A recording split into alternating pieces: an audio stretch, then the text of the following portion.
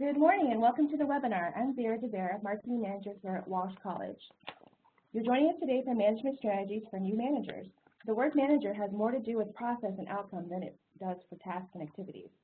Managers are a key element in facilitating their employees' tasks and activities to achieve organizational outcomes. The critical success factor has been and continues to be knowing how to accomplish goals through people. Today, Dr. Meadows will provide an overarching review of the strategies that new managers need to implement to achieve a consistent level of success in working with their employees. Here are a few reminders before we get started. All participants will be in listen-only mode for the duration of today's session. If you can hear the sound of my voice, please let me know by typing in "I can hear you" in the chat panel located on the right side of your screen. And since you'll be in listen-only mode, please send me a message through chat if you're experiencing any audio or technical difficulties. We've been conducting a poll just before this start, so I'm going to go ahead and close it now. Thanks for letting us know how you're affiliated with Walsh. And we're going to get started. So I'm going to hand you off to Dr. Meadows. Well, let me say good morning and welcome to our webinar on new managers and management strategies. We're delighted to have this opportunity to have all of you join us today. We're going to spend some time talking about this particular role that a lot of you find yourselves in. So if we move on, as we move to our agenda, some of the things that we're going to try and talk about today, we're going to discuss what it means to become a manager and all the implications, some of the implications that come with that. I also want to spend some time trying to talk about what do we identify as effective managerial strategies, and then as we narrow this down to really focus on the essential skills and how to position yourself for success. There's a lot that comes to this particular role. And it's one of those things that shouldn't be taken lightly. And so we'll spend some time talking about what this means. But first, we're going to conduct a polling question. And I'm kind of interested in knowing how long have you been a supervisor or a manager? Take a few minutes, answer the poll, and we'll let you know what the results are. We're seeing some results come in, and it looks like about a third of you are seasoned managers, those who have been in the role more than 2 years. Kind of like brushing up on your skills. Yes, yeah. And then some have been recently promoted. About a third of you have been less than 6 months or so. Are you surprised by these results at all? Well, not in particular, especially those who've been at it a couple of years. For a role like this, sometimes it takes about that amount of time to really start to get a handle on it, really understand what it means and all that. We'll wait for it to wind down. We've got a few more seconds on it. But it looks like there's a nice distribution between folks who are seasoned and those who are recently promoted. And interestingly enough, both of those groups have a lot in common. Oh, do they? Oh, yeah, they have quite a bit in common. So it seems like people just need to keep kind of working on themselves. Well, yeah, because one of the things that happens, even when you're a seasoned manager, if you've been in this a couple of years, you spend a lot of that time trying to address just some of the basic questions about what it means. And for those who are recently promoted, yeah, some of those questions start to stand out, and we'll just move right into this. When you're moving into any managerial role, ladies and gentlemen, it's a transition. And one of the biggest transitions that one has to think about is, how do you move from being a person who is used to hands-on to someone who's hands-off? And what I mean by that is that it's not that you're no longer doing work, but the way you're doing the work is very different than what you're used to. Traditionally, people come into supervisory and managerial roles because they were very good technicians. They knew their job, they knew the technicalities of their job, they did that job usually better than most. And so organizations reward those kinds of skills by saying, well, let's move you into some kind of supervisory role, because now you can teach others how to do well what you already do well. What they don't tend to focus on is that now that you are no longer doing the work, your job is to figure out how does the work get done. So you're moving from being a peer among people to a position, and that's a shift in mindset. It's a broadening of the perspective. It's now you got to look at things. People are resources, capital is resources, budget is resources, and the mindset has to shift from one of doing the work to seeing that the work is done. Now, for a number of folks who are very technically proficient, that meant that I can't put my hands on the work And because I can't put my hands on the work, it's uncomfortable. And when in this role, the tendency is to gravitate toward what's comfortable. So if you're not working with the people who report to you, the tendency is to want to become the person who does the work because that's where you're comfortable. Well, you were elevated to this role because you did something well, and the assumption is that you can teach that to others. What that will mean is that you have to now become what we call a strategic thinker. The strategic thinker means that you understand that you have X amount of resources in which to decide among a variety of different outcomes. The strategy is how do you begin to think about the use of those resources. And here's a way of starting to position yourself for that. All strategic thinking involves what I call a rethinking process. Rethinking how we do task distribution. You're no longer doing the task, people are doing the tasks for you. You've also got to rethink the allocation of the resources that you have. Primary resource being the people who report to you, but also the capital, the finances, the budget, the paper, the chairs, all those things that make up that environment in which something is trying to be accomplished. You also have to rethink your assumptions about how work gets done, who gets it done, what motivates you versus what motivates someone else to do something. Because in this mindset, what begins to happen is because the work you're trying to accomplish is being done directly through people who report to you, you've also got to test your own assumptions about the people with whom you work. And if you are one of those individuals who move from being a peer among that group to someone who's now supervising that same group, it puts you in a very precarious position because some of the things you learned when you were their peer is very, very different than what you're going to learn about them now that you're someone who has to oversee. And then you've also got to rethink your process for achieving success. Up until the point in time you were put into this role, your success was primarily linked to your own activities, to the things that you were able to do and measure and demonstrate and show in terms of individual merit. And it was contributing to a team, but in terms of individual merit, this is how you stand out. Well, now the way that you stand out is being done through the people that you supervise, the folks that you manage, and the individuals that you lead. So let me start with some framing questions. You're in a new supervisory role. Those of you who are seasoned, those of you coming to it for the first time, whatever your timeline is on this, here's some questions I want you to think about. These are questions that anybody should be thinking about prior to stepping into this role. You don't get a chance to think about it because most organizations don't bring it up. But now that you're there, now that you know who these folks are, now that you're going to have them reporting to you, question number one is, what do I want my direct reports to accomplish? And it is not just I want them to get their job done. They're going to do that whether you're standing there or not. The issue becomes what they're going to accomplish and the collective way in which it gets done. So that has to be clear in your head before you take any kind of action. Another framing question, what do I need to do to make that happen? Because now the burden of responsibility is on you because of the role that you occupy. And it can't be, well, I will just get in there and get it done myself. If you want something done, well, you got to do it yourself. No, wrong assumption, wrong thoughts about going into this particular role. You ask yourself, what do I need to do to make that happen? Because that means that you're thinking about things from a strategic standpoint, and you also recognize that the skill level that's going to be required is very, very different than what got you there. And the question every organization asks of individuals nowadays is what level of accountability is needed by them and by me. We don't work just to work. Organizations just don't have us do things to do things.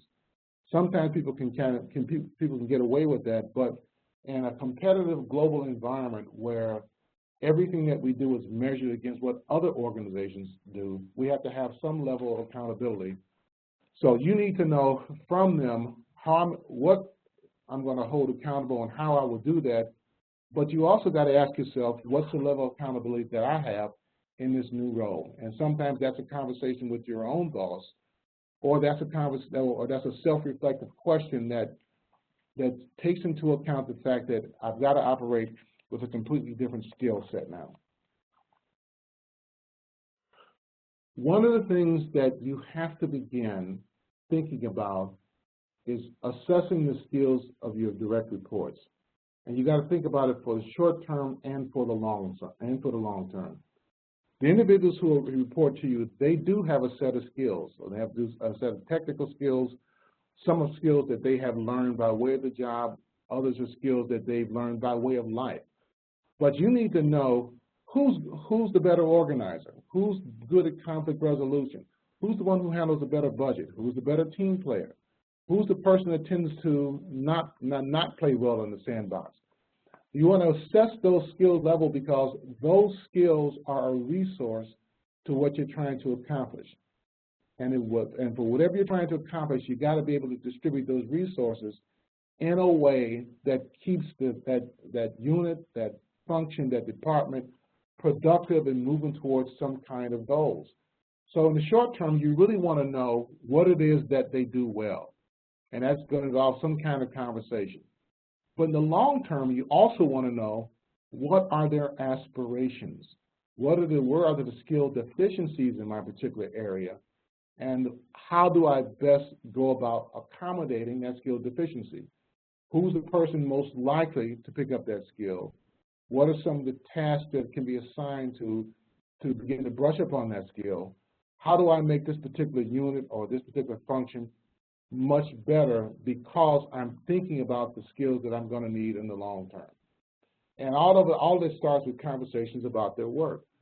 For example, one of the questions that any new supervisor or manager should be asking when they meet with individuals for the first time one-on-one, you want to know what gets in the way of getting your job done. That's an open-ended discussion in which the individuals can tell you, based on their experiences, what seems to be holding them back from meeting certain deadlines or not achieving certain levels of productivity or not performing in ways that they wish to perform. There are always barriers to getting things done, and oftentimes the frustration among direct reports is that there's no one or no way in which these barriers can be removed. And so what they do is tend to minimize their own productivity. In other words, they do just enough to get by.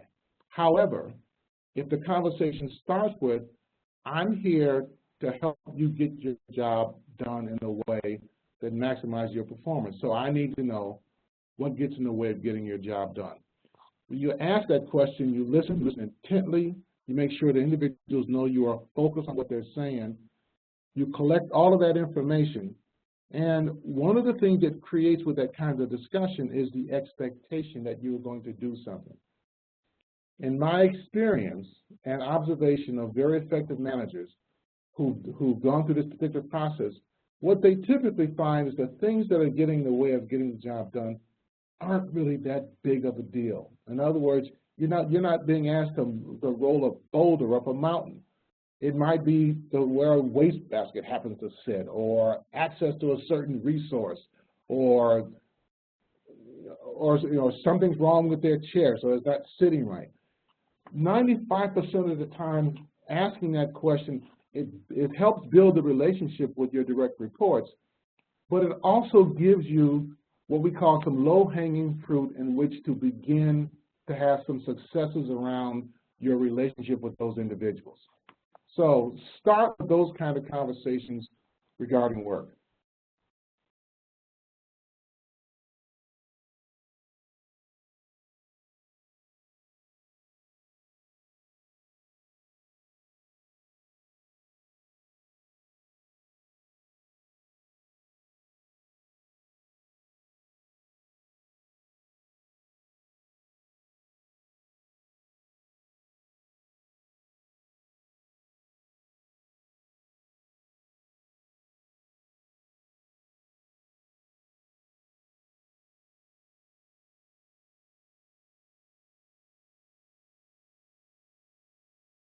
It's uncomfortable.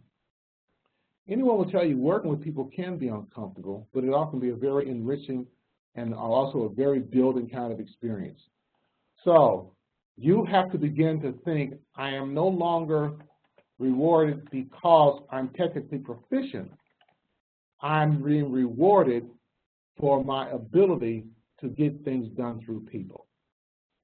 If you want to get some kind of self-reflective questions or anything like that, just go Google the term skills inventories. And you're going to find any number of templates that will pop up. You're going to find any number of inventories that are available. Find one that fits your style, fill it out. In fact, fill out a couple of them. Take in the feedback and use that as a self-reflective opportunity to assess your own skill level. The skills that you are going to need in order to move along effectively have everything to do with how well you manage people. And skills inventories will typically point out what those people management skills are in which you have a deficit and give you some opportunity in which to build on that.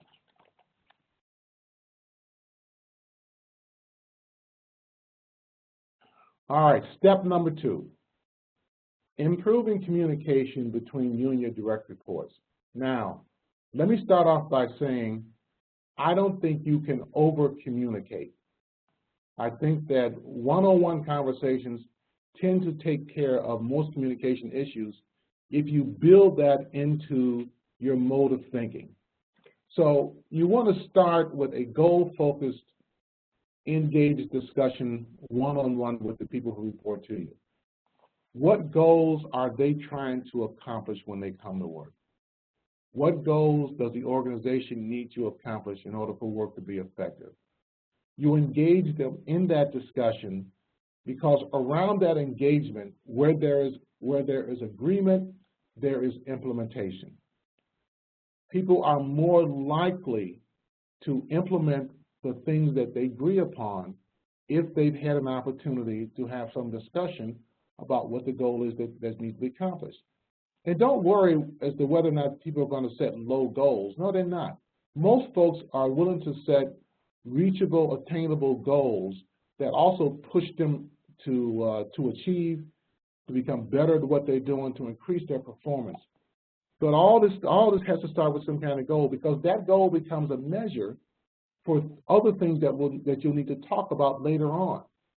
And one of the things you will hear me consistently reinforce throughout this entire discussion is you are in conversation with people. You are in conversation with direct reports.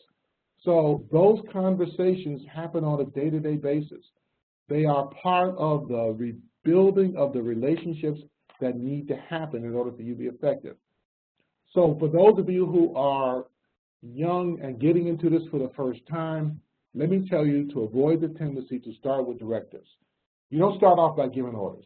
You don't walk in on Monday. You were appointed to the job on Friday. You walk in that Monday and you start giving orders. That's not going to build any relationship to you and for you. And typically when people are doing that, it's because they are insecure within the role. The organization, the people who promoted them, didn't take the opportunity to sit down and give them a good orientation as to what it means to be a good manager. And so when in doubt, what do? We tend to emulate people that we see. And on TV and in cartoons and in other places where there's entertainment, bosses tend to give directives and people tend to follow directives. Well, no, they don't. They tend to follow directives if there is a relationship that's based on trust, that has a mutual benefit to this. So don't start off by giving directives. Start off with having a goal-focused conversation about things that you're trying to accomplish. And then take time to think about what needs to be accomplished and share it in some kind of open meeting. There's nothing wrong with the transparency here. Once you've had your conversations about goals, once you've done the skill assessment, and you'll notice if it sounds like I'm spending a lot of time gathering information, yes, you are. You are spending time gathering information because you want to be able to give the best insight, the best thinking, and the best direction to the folks who report to you. So you want to take time to think about the things that need to be accomplished, and then you share it in an open meeting so that everybody's on board with what you're trying to accomplish. Now, one of the things that becomes important in this process is that there has to be clarity. Now, you get clarity from your direct reports. You want to find out from them Now that we agreed on this goal, is there anything about the goal that is still unclear? Is there anything about the task that is unclear? They need to find out from you what is your lead. They want to know what you're trying to accomplish. So while you're having a goal discussion with them, they also need to know what's your vision, what's your goal, what is it that you're trying to accomplish, so that they can best support that through the goals that they've agreed upon. And what do they see in you that convinced them that you were the one who could pull it off? When you were promoted, when you were brought into this role, did you have a conversation with the person who promoted you and ask them, what did you see in me that suggested that I could do this? What was it about my manner? What was it about my character? What particular skill set did I demonstrate that suggested that this was something you believed I could do? What's your belief in me around that? All that's just good feedback for positioning you for something that you're trying to accomplish. You want to make sure that they just didn't pluck you there out of thin air, or because they couldn't find anyone else, or because maybe you emulate a certain value or set of skills that have more to do with not being effective in the job as opposed to being effective in the job. What is the person that you report to trying to accomplish? One of the things we talk about in this role is that it's not about just managing your own reports, but it's about you manage up, you manage across, and you manage down as well. What is your boss trying to accomplish so that you can make sure that they can achieve those goals and objectives, while at the same time supporting the goals and objectives of the people who report to you. All right, here's where wisdom starts to happen. Just because you were promoted into a role doesn't make you the smartest person in the room. In fact, what makes you smart is your ability to seek input even when you think you know something. Yeah, you were given a role because there's some things that you know, but as we all tend to learn as we move down the road, you don't know everything. And because you don't know everything, your issue becomes then, how do I get access to information about things that I don't know? The people who report to you know a variety of different things. Your role is to figure out, how do I go about gathering information from others who know what I know, and then who know things that I don't know. So you probably should have some kind of mentor, someone who a confidant that you can talk to outside of work.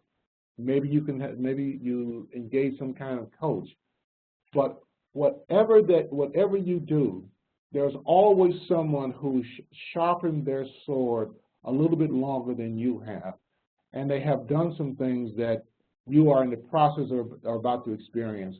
One of the things that I always say to new managers when we do these kinds of workshops is you don't have to explode the same landmines that others have already exploded. They've already done that for you. So find out from them what were the things that they did that worked.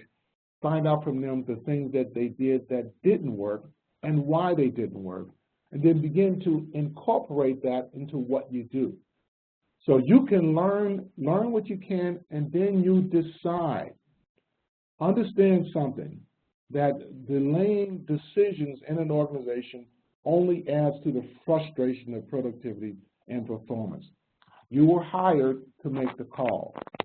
Now, how you gather information, how you behave in terms of transparency, how you act in terms of creating an environment in which in which individuals can interact with one another openly and freely.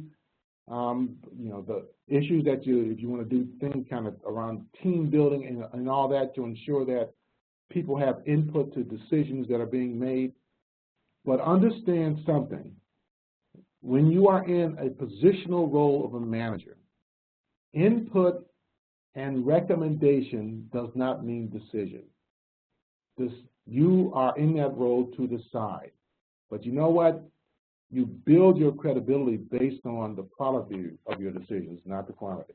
So it's not that you're making decisions on a day-to-day basis. In fact, there's a number of decisions that you make on a day-to-day basis that are they're really no-brainers. So there's no reason to brag about the decision to switch from plastic cups to paper cups. That's not building your credibility. There's no reason to brag about we decided to stop using blue pens and I decided to start using black pens. Who cares? What we need to know is when it came time to decide, do we divert this particular resource toward this set of activities, or do we divert it toward that set of activities, knowing that we can't do both? When it came time to decide, you made the call, and the group was on board with helping you make that happen. One of the things that I can't emphasize enough, but I will continue to talk about it, is again the communication process and the fact that you cannot over-communicate inside of a workplace.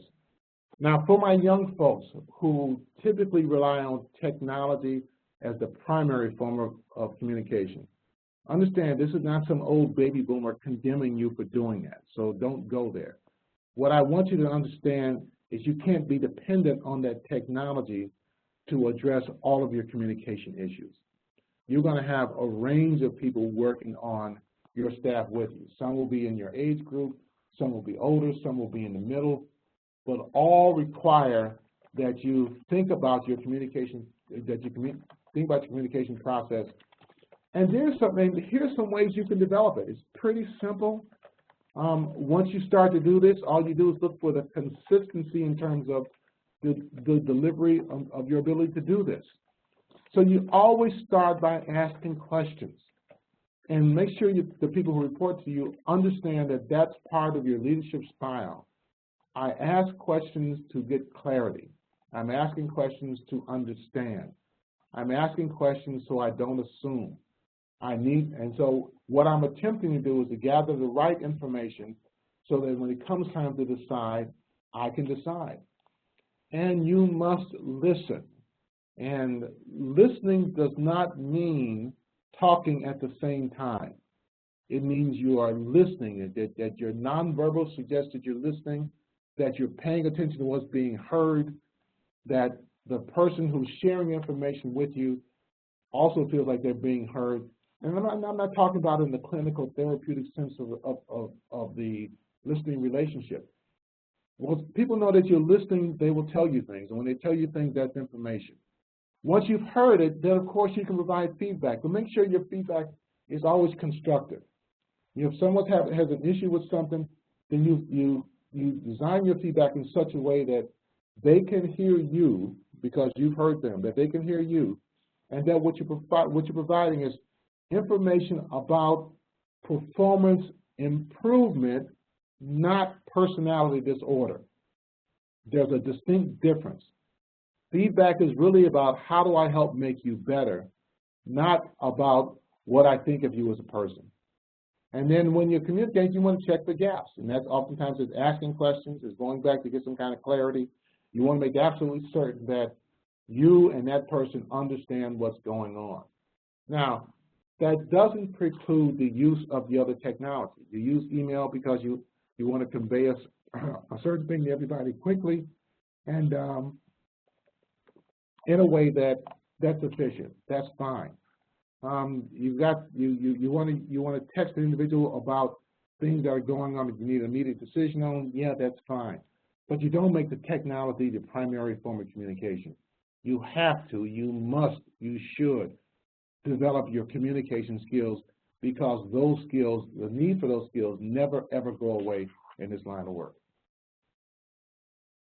The other thing that we have to think about is how do we get you into what we call this performance mindset. And the performance mindset typically centers around your ability to develop people.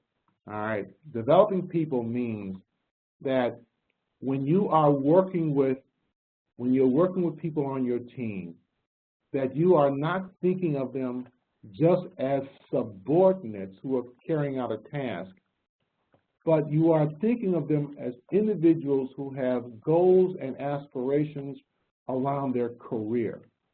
And I'm being very distinct when I say around their career, not just their work. We do have thoughts around the work in terms of how we want to get things done. But that individual, those individuals who report to you, they are living, breathing individuals who are always in some developmental phase of their life.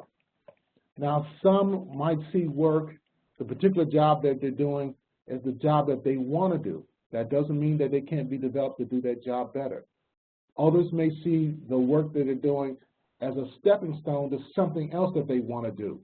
Well, you want to help those individuals move down that path by being in touch with the things that make them strong and areas in which they need to improve.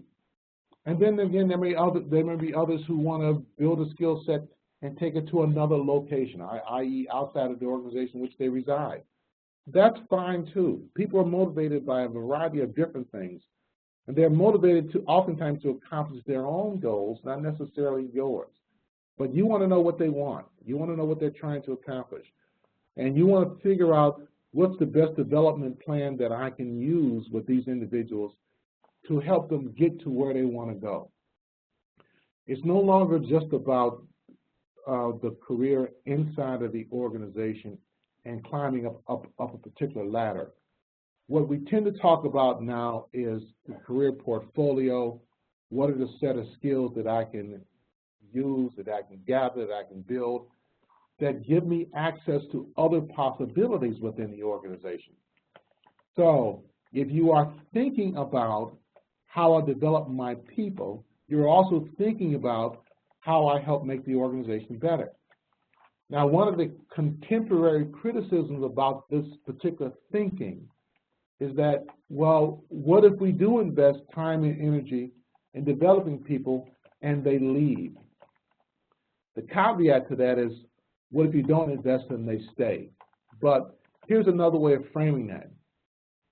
For individuals, most organizations, the top 100 organizations, when they spend time developing their people and making sure that they have access to opportunities and that the organization is supportive of the things that they want to do, 90% of the time they stay with that organization because they know they're having a good experience.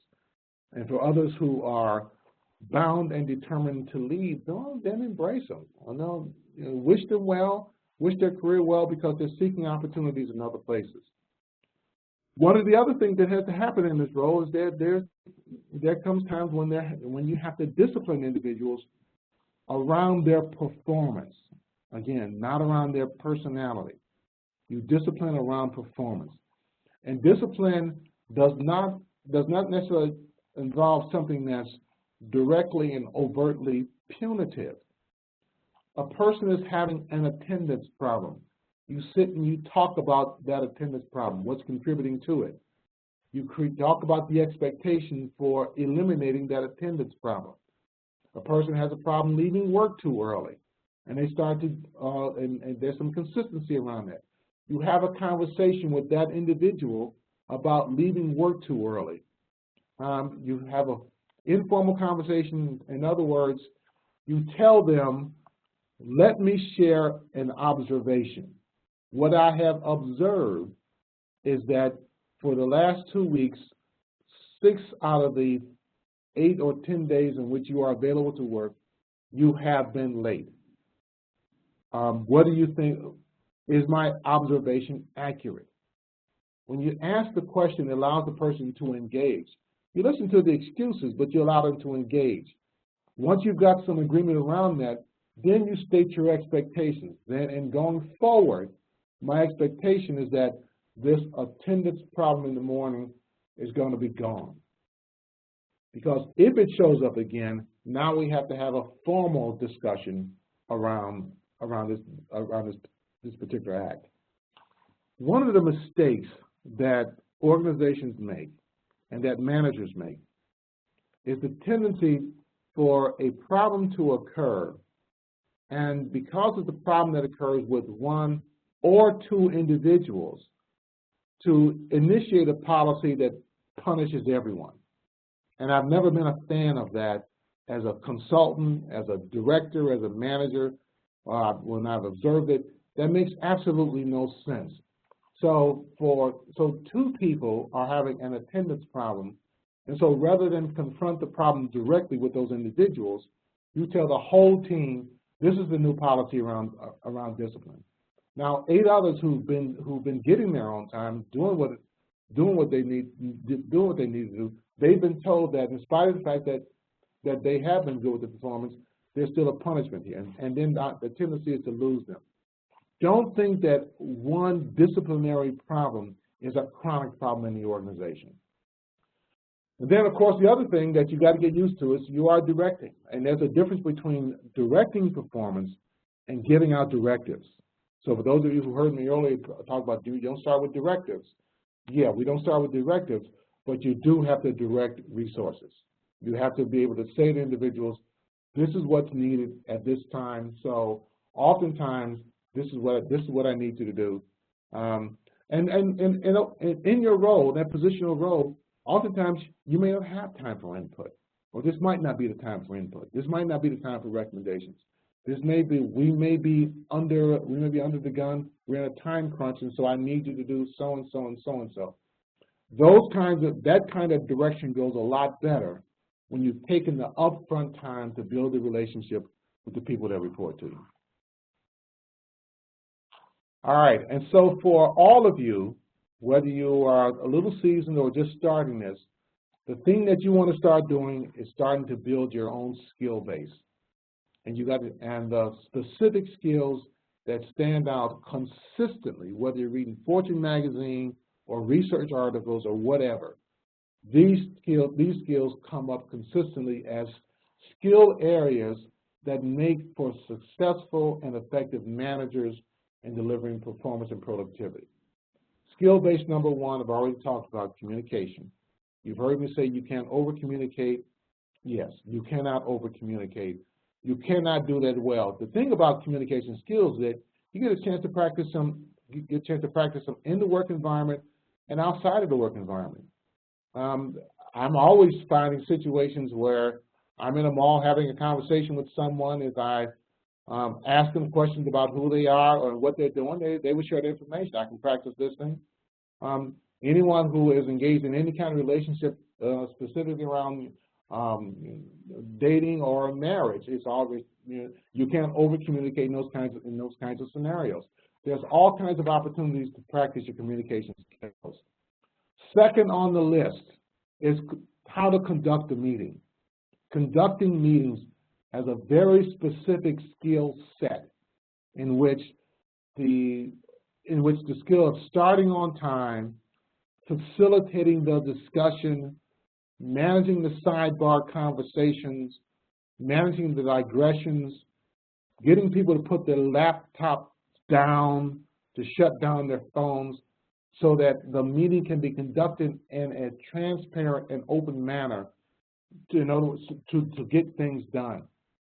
I cannot emphasize enough how effective it is to be someone for whom you can conduct a good meeting, that people actually look forward to going to your meetings because they know you're going to start on time, they know that you're going to handle the digressions, they know that you're going to handle the sidebar conversations, they know you're going to facilitate so that the meeting stays focused on the things you're trying to accomplish.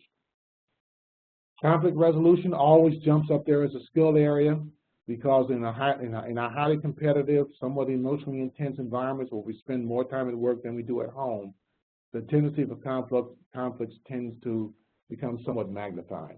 And there's a skill to knowing how to keep two people from taking what started out as a conversation about an ant crawling across the desk, and somehow it became this Tyrannosaurus Rex that's sitting in the bathtub, and we don't know how it got there. So, recognizing and understanding early that conflict resolution is just a natural part of what skilled managers do, and you're always problem solving. All right, I tend to tell folks always you develop kind of a hip pocket problem solving approach. And again, you can Google problem-solving techniques, and a number of them will come up. Some will have 4 steps, some will have 6 steps, some will have 8 steps. They all tend to converge around the same set of steps. You take one of those, you use it, you practice it in the workplace. Once you get good at it, it becomes something that you learn how to do well. And then the other is data collection. We're in a highly intense data-driven environment in which decisions are made based on how data is collected, the kind of data is collected, and then what gets decided with it. And keep in mind that as a manager, you collect data but you interpret that data and you decide based on the accuracy of what that data means. So knowing how to gather data and pull that kind of information together and give it some kind of interpretation which involves decision making, that's going to be real critical in terms of your skill base. One of the other things that somehow starts to get into the mix. Now that you have these, now that you have this responsibility, now that you have these things that you have to do, what's going to be crucial to your success is knowing how to delegate. In today's environment, there's always any number of things that are on your plate. And one of the things that happens, given some of the stuff that we know now, is that managers find themselves still doing tasks that relate to what goes on in the unit, but also trying to manage what goes on in terms of the direct reports. And in an ideal world, all a manager would be doing is spending time with his or her direct reports, talking through issues. They really wouldn't have their hands on any particular task. And I said in an ideal world, so for those of you sitting out there going, but it's an ideal world, yeah, a lot of it isn't ideal because you're not delegating. So you got to look at what's on your plate. Sometimes there are tasks that are no longer yours to complete, and that becomes the most difficult part of moving into this managerial role. I like this task. It's a lot of fun. I know how to do it. It works well for me. It fits my personality. When things are going well, I can always run to this task and I can get that done. Yeah, but if I'm continuing to do that task, I'm taking that away from Vera. Vera knows how to do that task, and so next thing we know, we end up fighting over tasks that she should be doing because as a manager, I shouldn't be doing that. So we gravitate back to those things when I should be delegating that task to her. I should be delegating those tasks that my staff should be doing to free up the time to do the other things that's important to being any kind of managerial role. So I want Vera to do that task, even though I enjoy doing it. It was a lot of fun. She can consult with me on it in terms of how it gets done, and that's fine, but no. Your job is to manage the resources, human capital, budget, and all that toward the accomplishment of organizational goals. And sometimes that means delegating to individuals so that they can learn something. And when you delegate, understand that you're trying to give that person a skill area. You're also trying to give them a success.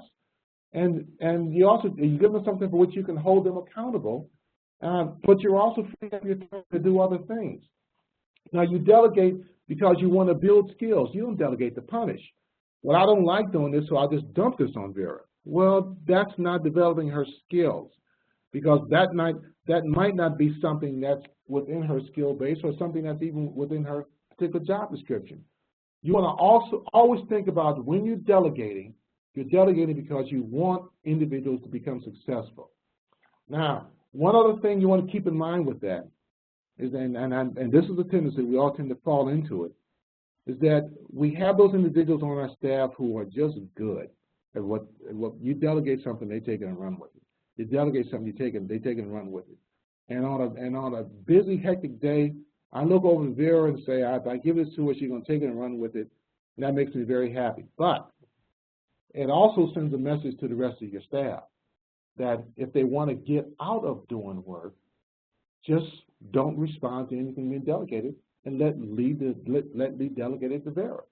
Well, at a certain point in time, I began to burn out my talent, and my talent starts to look elsewhere. So you delegate with the idea of trying to build skills, not to punish, because this gives you some nice control of your time. Life outside of the cube, yeah, managers. There's this great balancing act of time and task. One of the things that you have to keep in mind is that once you've ascended to this role, there's a lot of high visibility that come with that. High visibility up in the organization, lateral in the organization, along the organization, all those things that come along with that. You have to be seen, and you have to be seen doing things. In order to do that, you've got to have some level of approachability. You have to make sure that individuals, through your communication and through your self-reflection, through your style, know that you are a person who's approachable, and that in that approachability, issues can be resolved. One of the greatest frustrations for some leaders is that oftentimes people don't bring things to them, and because they don't know what's going on, it tends to create all this kind of chaos. Well, oftentimes it's because you haven't positioned yourself as someone who's approachable, someone with whom I can have a conversation and recognize that within that conversation, I'm going to be heard, and we're going to try and get some problems solved. You can't worry about the likability part. That comes after respect. The high visibility, the approachability, the conversations, all that's designed to build respect within the role as a manager, and from there, the likability becomes a part of it as well. Thank you, Lee. All right, we've opened up our next polling question. What skill do you feel you need to improve on the most as a new manager? Is it communication, delegation, conflict resolution, running meetings, motivating others, approachability in a new role? As you watch the results come in, I have a question for Lee. What do you think about assessments like DISC or Myers-Briggs and knowing who your team members are? I think those kinds of things are real helpful. You know, again, it's information about style. It doesn't lock you into a particular style one way or the other. It's just helpful information to broaden your perspective and to let you know, for the most part, just how people think. All right, and again, the way people think is not, you know, oftentimes it's not silo, it's not locked in. It's just information that says that when I'm in this kind of a mood, I tend to behave this way. When I'm thinking about something, I tend to behave this way. And all it does is just give some additional insights. It doesn't stereotype, so don't lock it into that. Oftentimes we have fun with it. Well, you sound more like an ISTJ, and my ISTJ can't mate with your Sagittarius. Well, and your dominating disc. I get that. We can have a lot of fun with that. But those things can be real helpful in terms of just bringing a team together and getting them some information about one another. And probably resolving conflicts. As we close out the poll, we see that conflict resolution is one of your #1 concerns and feeling that you need to improve on. Not surprising. Not surprising. And followed by delegation and running meetings. But everybody seems to, you know, think they're a good communicator, since not so many thought that was the most important thing. Well, and you know, in this day and age, maybe you are a better communicator than what some of the environmental data seems to suggest. And if you are, I'm happy for you. All I would do is reinforce the fact that you can never be too good at it. So if you feel you're already good at it, it doesn't mean you can't continue to practice it. We do see that a number of folks are saying they've got to practice their delegation. Yeah, that means that you got to get over the insecurity of giving up something that you do well and giving it to someone who can learn from it. In the conflict resolution, I'm not surprised by those numbers at all. That we spend much more time at work now. We get there earlier, we stay later. It's more or less a second home, and you know, and that in between commutes and all that. Yeah, there's a lot more conflicts that show up, and oftentimes it's not because of someone's irritating personality, although that sometimes does occur. It has everything to do with the fact that we're spending too much time together, and that too many things are getting bogged down. So I'm not surprised by that, and I will continue to reinforce that. The running meetings, that's still coming up pretty strong, and again, you can't do too much of that as well. So the numbers look pretty good. I guess if there is a concern, those of you who are concerned about conflict resolution, yeah, then go attend some conflict resolution workshops, go Google some information, look at things around conflict resolution style, and just recognize that because of how things are in the workplace nowadays, it's understandable that things like that are going on. All right, let's get into some final thoughts around this. Okay, career advancement begins with how good you are at advancing others, not how good you are at advancing yourself. I understand the whole notion of shameless self-promotion. I understand the whole thing of posting things on Facebook. I understand we like, you know, Twitter, things that we accomplish. We use LinkedIn to make sure people don't know that we've done things. I get that. That makes a lot of sense. I'm, you know, as a confession, yeah, I do a lot of that as well. But any and all success I experienced as a supervisor, as a manager, as a director, as a regional vice president, really came down to how well I could advance the careers of the people who reported to me. Did I look out for the things that they want to try and accomplish with their lives? Did I create a platform or a forum in which they could try things, or take on new challenges, or gather new knowledge and all that? And you do that knowing that some will leave, some will stay, and that's all right. There are a lot of folks working out in different places right now whom I'm very proud of the fact that I had a chance to be on their path at a time when they were seeking other kinds of opportunities. And I cherish the fact that when I hear from them from time to time and they're doing well, I'm pleased by that. Understand that as you advance in the careers of others, you lose some folks, you bring on some others, because when you develop a reputation as someone who helps make things happen for other people, people are naturally attracted to you. And by indirect definition, you also start to advance yourself. All right, if you don't like people, get out of this stuff right now. Don't do it. If you don't like working with people, don't take one of these positions of direct reports, and I can't say that enough. All you're going to do is create a toxic environment, because your dislike of people will come out in so many ways. Understand, direct reports aren't stupid. People aren't stupid. They can tell if you like them or not. Well, they can tell if you like working with people. So let me correct that. Whether you like them or not is irrelevant. If you don't like working with people, don't take one of these people-related positions as a way of trying to advance your career, because all you're going to do is add to the, you're going to create a toxic environment. You're going to make people mad at you. And even if you have a boss who likes the fact that you create this kind of disruption in the workplace, this kind of turnover and all that, it's not a cost benefit to the organization. There are all kinds of jobs you can work that don't entail you're directly having to supervise people.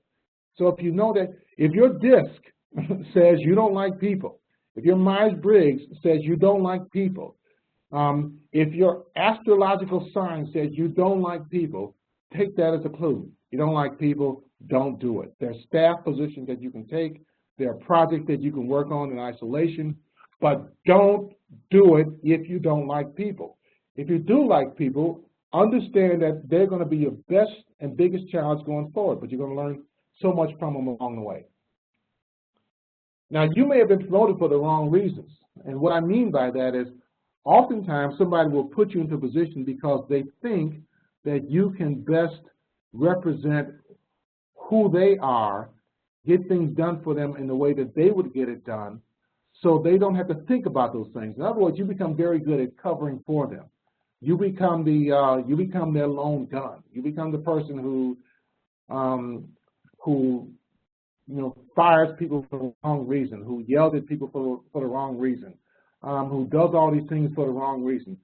You may have gotten hired for those reasons, but if your DISC and your Myers-Briggs and everything else says that's not you, then it shouldn't stop you from doing the right thing. And the right thing is to always be right about how well you work with people. If you do that, your success is guaranteed. One of the things that I'm oftentimes appalled, even in 2017, is when I hear of or observe situations where someone in the managerial role is yelling at somebody in the public cube environment, thinking that that's the way to build a relationship. You got a concern with someone, you find a private cube with a door, and you sit down and you be respectful of the fact that you're having a disagreement, but it's not a disagreement that's being had out in the ocean. For the life of me, they wrote about this back in 1847. They talked about the research in 1940, and in 2017 it's still happening. Come on, gang, get real. We don't want to do that. We don't want to do that. This is a Meadows term. It's called the price of elevation. When you move into one of these roles, what that means is you can no longer do the things that you did when you were in a previous role, that you have to give up something. When you went from being a peer among peers and you were promoted into a supervisory role, the when you were peers with one another and you went and hung out at the bars after work and had those kinds of conversations or those kinds of gossip that goes on, that's one thing. Now that you're in a position where you have to actually supervise, oversee, direct, and hold people's performance accountable, there's certain things you have to give up. And anyone who's advanced in any kind of managerial role will tell you that every time they move up the ladder, there's certain things that they have to give up.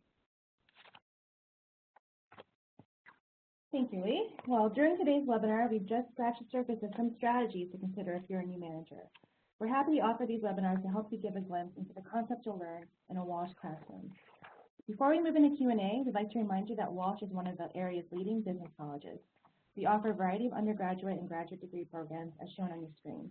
Our final polling question is now open. If you found today's webinar helpful and has prompted you to consider going back to school to complete your undergraduate or pursue a master's degree, we'd love to have the opportunity to provide more information on Walsh degrees. Let us know if you'd like more information, and I'll have an advisor follow up with you. On a related note, we're proud to announce a brand new degree program at Walsh College, the Master of Arts in Business. We know there may be some on today's webinar who didn't choose business in their profession, but business is now choosing you in your new role as a supervisor or manager. The Master of Arts in Business is designed specifically for individuals who do not have an undergraduate degree in business and are seeking increase in your business knowledge. With the Master of Arts in Business, you'll gain practical skills in business. If you'd like to learn more, please let us know by responding to the poll now or message me in chat. And let me just say that with this new Master of Arts in Business that we're rolling out in the fall, this Master's is really very skill-based and it's focused. We recognize that there are those of you who came into these particular roles not knowing what they would entail and all that. Well, besides some theory, what you are going to be doing is you're going to get the practitioners focused on how you be successful in business. At this time, we have the next poll open, and we'll also open up for Q&A.